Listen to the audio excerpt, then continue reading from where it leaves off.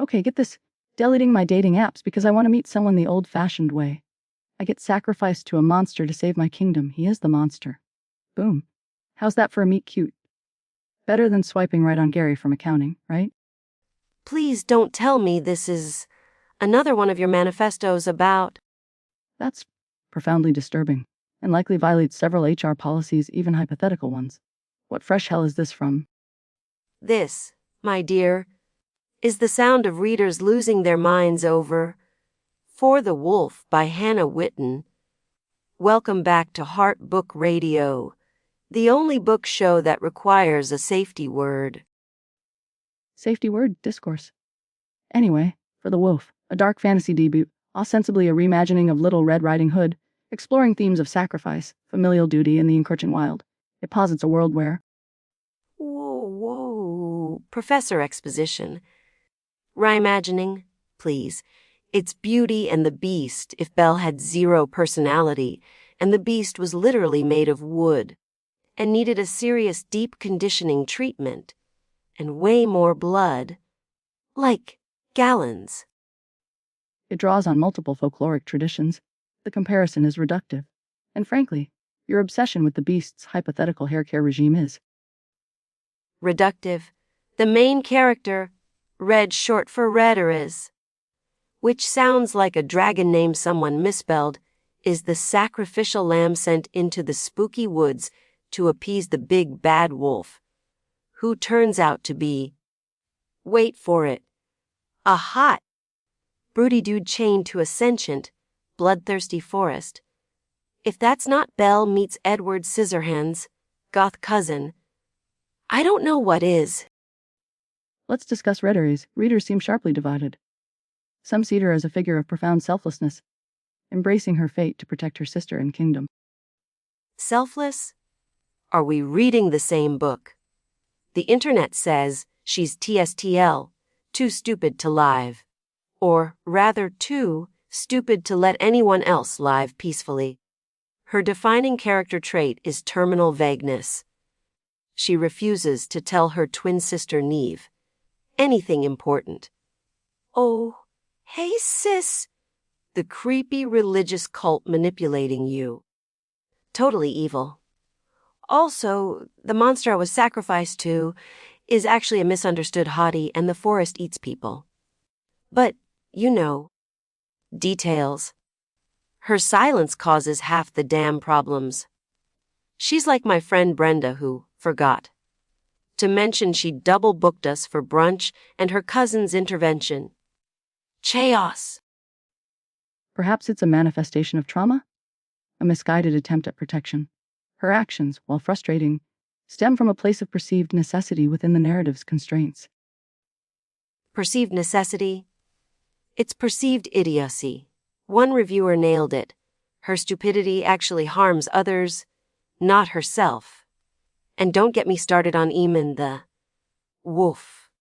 Mr. Tall, dark, and needs to learn full sentences. He communicates in meaningful stares and saying, no. Thrilling. He's basically a sentient, handsome shrub. He embodies the archetype of the burdened guardian, wrestling with immense power and responsibility. His reticence is a product of centuries of isolation and... Oh, spare me the tortured hero routine. He's a copy-paste emo boy who probably listens to The Cure on repeat in his leafy bachelor pad. And the romance? People call it a slow burn. I call it waiting for paint to dry on a damp log. What even happens there? Do they just photosynthesize together? Is their big romantic moment just some intense leaf rustling? That's wildly inappropriate speculation about arboreal intimacy. Hey, someone had to ask. At least they both hate Neve's terrible life choices, right? Though, honestly, can you blame Neve when Red treats vital information like it's the nuclear launch codes? Poor girl's getting gaslit by evil priestesses, and Red's just over in the woods playing house with Groot's moody nephew. Which brings us to the central question, is For a Wolf actually any good? The critical reception is polarized, to put it mildly. Many praise the atmospheric prose and the immersive world building of the Wilderwood. Atmospheric or agonizingly slow? Take your pick. I saw one review that said, Red and Eamon have as much chemistry as a wet paper towel. Brutal? And my personal favorite. To compare this book to The Bear and the Nightingale is like comparing Barney's Grand Adventure to Citizen Kane. Ouch. The pacing is deliberate. I found certain descriptive passages extensive. But the language has a certain Gothic quality. However, the reliance on miscommunication as the primary engine of conflict feels, dramatically convenient rather than organic. It's a narrative crutch.